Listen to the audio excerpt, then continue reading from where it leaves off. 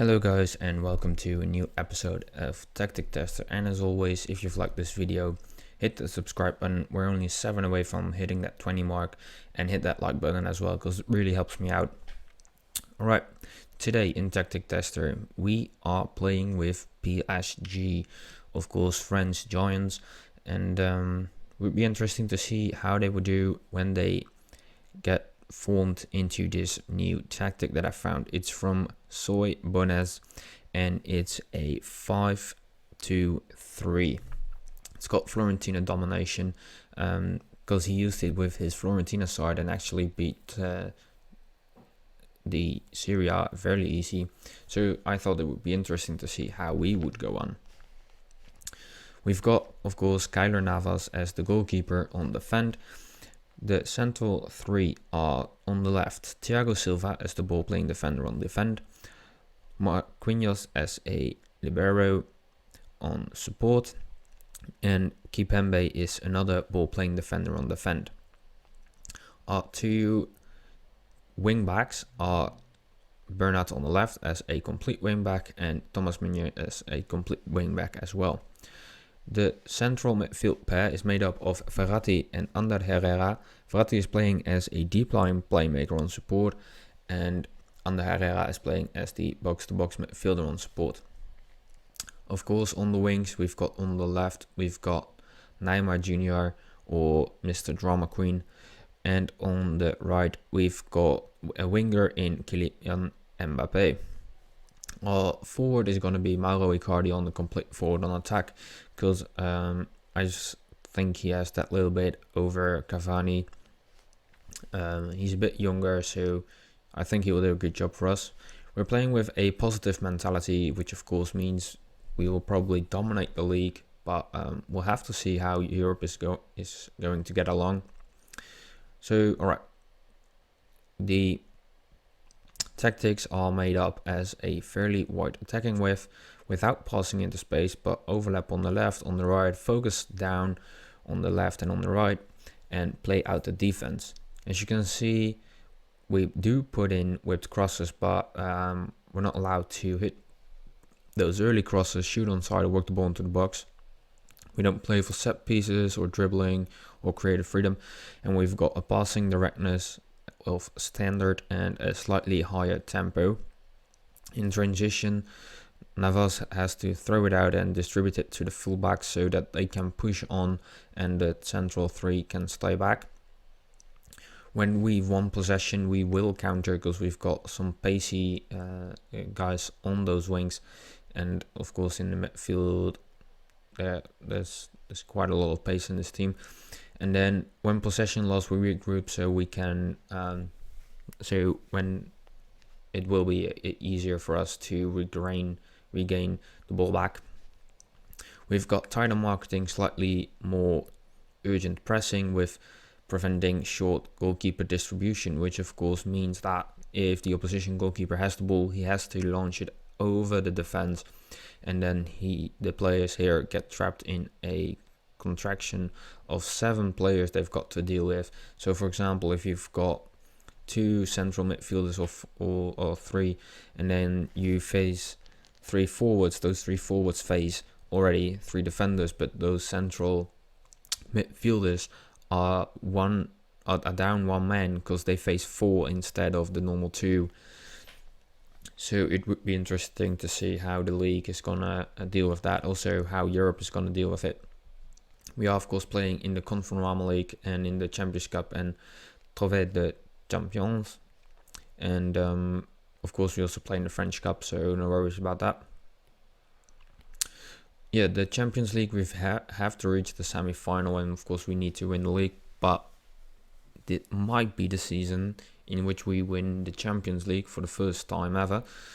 So let's fast forward to January 15th and see how we get along on half of the season. Alright, it is now the 15th of January, and as you can already see, we're top on the league. We won 16, drew 3 and only lost 1 against Angers, which I really think we should have done better. There's also a loss here in against Rennes, and that was for, let me show you, the Coupe de la Ligue. which didn't matter anyway, so that's okay. We are in the 10th round of the French Cup. We won the Trophée de Champions. We're currently in the first knockout round, first leg against Liverpool, so it's exciting to see how far we can get. And of course, we're leading with 51 points, so we're 8 points clear of second. Let's have a look at the schedule. As you can see, we started out with a 4-0 win over Rennes in the first game of the season. We then went on against Montpellier, Reims and Dijon, which were all, apart from the Rennes game, scored 5 or more. Then a draw against Nice, another 6-0 over Rennes, a draw against Real Madrid in the Champions League, a draw against FC Metz, which is really surprising. And then we went on 1, 2, 3, 4 games in a row unbeaten. Scored in those 4 games a total of 19 goals in the league. We also had a 4-0 victory over Lokomotiv and a 2-0 victory over Inter Milan in the Champions League. A draw against Toulouse, another win over Lille, a 1-0 victory over Inter, a loss against Angers as shown before, a 3-0 victory over Nîmes, a 2-0 loss against Real Madrid, in which they scored an early penalty, and surprisingly Gareth Bale played. But we went on in the league, and then we had 1, 2, 3, 4, 5, 6 games in a row that we won after that defeat, so it's pretty good. 7 straight league wins, scored lots and lots of goals. A surprise defeat there against Rennes, as already told you, a 4-0 victory over Nancy in the French Cup 9th round. So that's all pretty decent. If we have a look, we finished second in the Champions League, just 1 point behind Real Madrid. Goal difference of 8. Lokomotiv, they were pretty bad. So, yeah. But yeah, as things go on, we are heavily in debt though. At the start of the season around here, we had 171 million, and now we've only got 12.9. So we're losing money fast. But, you know, it's PSG, so who cares? But alright, Mauro Icardi, top goal scorer, 25 goals he scored that's in the league, I believe. No, it's not. Well, let's have a look at the league top scorer right now. No, not Timo. We also scored most goals, which is not very surprising. We also only conceded 4, so pretty damn good. But yeah, we've got Mauro Icardi here, 20 goals in 17 games. Neymar second, 16 goals in 17 games, so that's really good. No surprises here. Navas only conceded 4. Had 16 clean sheets. What else we've got? We've got most assists. Neymar here with 14. Angel Di Maria from the bench, 5 assists, which just really displays how good he is. Most key passes, Marco Verratti is in there, leading currently with 4 over Bruno from Olympique Lyon. But yeah, we're doing really, really good. Neymar here, average rating 8.12. Icardi 7.72. So that's all really good. But let's now continue on till the end of the season, which will be, that's a bit too far. We'll simulate until the last day of, or we'll go on. See you guys on the last day of May. Because we might have hit that Champions League final, which would have been very good. So see you guys there. Alright, we are now at the end of the season, and as you can see, we are champions of France. We were pretty much the entire season in the lead. We ended up with 99 points, 31 wins, 6 draws, and only 1 loss, which actually now bothers me because it's only 1. So yeah, we could have had an unbeaten season, but unfortunately we didn't. So let's check the rest out. Of course, champions. We were knocked out by the champions in the Europa League first knockout round. It was just a really poor performance. As you can see, we lost on aggregate 5-1. So yeah, that's a real shame. We didn't deserve to win it, so it's okay that we lost it. If you can't defeat Liverpool, then you might as well quit right on the spot. We did win the French Cup against Nice. We won 3-0, so that's okay. I'm happy with that result. But now let's have a look. League 1 team overview. We've scored 104 goals and only conceded 15. So come to January, we did concede more. We went on and conceded 11 goals since January, but we kept another additional 10 clean sheets. So we're now on 26 clean sheets. So I'm pretty happy with that. If we have a look at the player overview, Mauro Icardi is on 31 goals in 35 games. Neymar 26 in 33, and in the end Mbappe had 13 in 36, so that's really good. Navas indeed only 15, so that's good.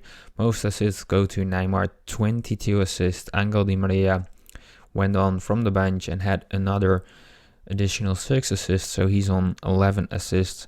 And Kylian Mbappe is on 11 assists as well. So overall pretty good. Neymar's rating did drop a bit. He's now on a 96, and Marco Verratti went on and ended up higher with a 7.45. If we have a look at the average ratings, Mauro Icardi did drop down a little bit. He's now 7.44, and Mbappe is on 7.44 as well. A lot of our players are in here, so I'm happy with that. And if we now have a look at the overall squad, you can see here Navas played 55 games, average rating 6.89. Kipembe 46 games played, so he missed out on 9, had 3 goals, 0 assists, 7.1. Marquinhos 55 games played, scored 4, 7.25. Thiago Silva, despite being 35 now, played 53 games, 3 goals, 1 assist, and a 7.24.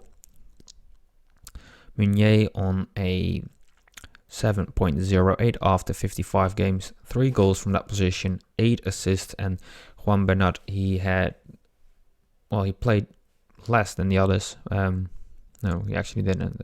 Neymar played the least games. He played 46 games, 5 goals, 6 assists, 7.17. Ander Herrera, 51 games, 6 goals, 5 assists, 7.12. Verratti, 4 goals, 9 assists in 46 games as well, 7.39 overall. Mbappe, 52 games played, scored 21 goals, 14 assists. Neymar, 44 games, least amount of games played in the first 11, scored 27 goals, 25 assists overall, and a 7.75 rating.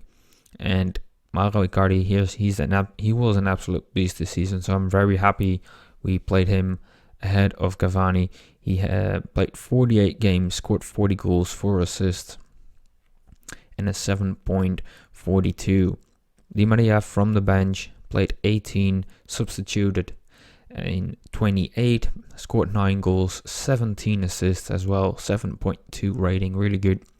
Cavani from the plate started in 7, appeared in another 11, 3 goals, 3 assists.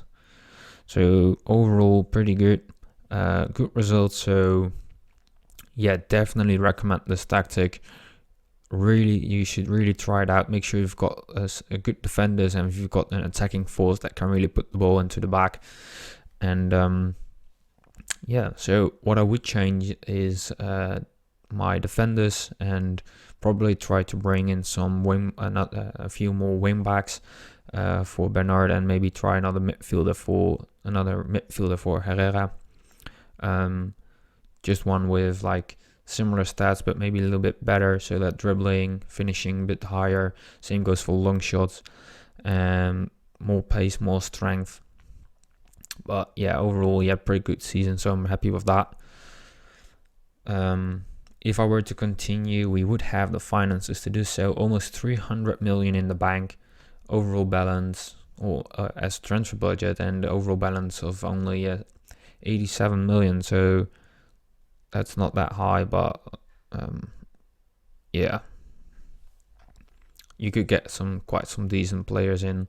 You would have to sell some. So who would I sell? Probably try and sell Paredes, Maximum Choupo-Moting, who's already gone. Pablo Saliba has gone as well. Cavani, tried to move him out. He's leaving on a free anyway, so that's okay. Saves another 300 grand a week on the budget. Groatzak is allowed to go. Idrissa Gueye also allowed to go. Same goes for Draxler, Kerrer, Diallo. So almost every substitute apart from Di Maria and probably Leandro Paredes. Oh no, actually I would try and sell all of them and try bringing some youngsters from the second squad. Are there any decent players in here? If we sort by potential, of course, got Ligue, so he would come in. He would Eric Jr. would come in. Moussa Siako would be promoted to the first team. Mitchell Bakker would be promoted to the first team. Anyone interesting in the under 19s? Yes. Pembe,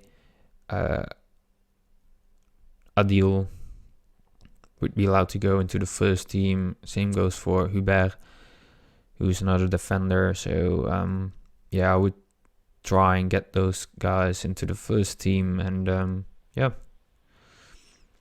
But we're not doing that. This is the end now for PSG, and yeah, I'll see you guys on Wednesday.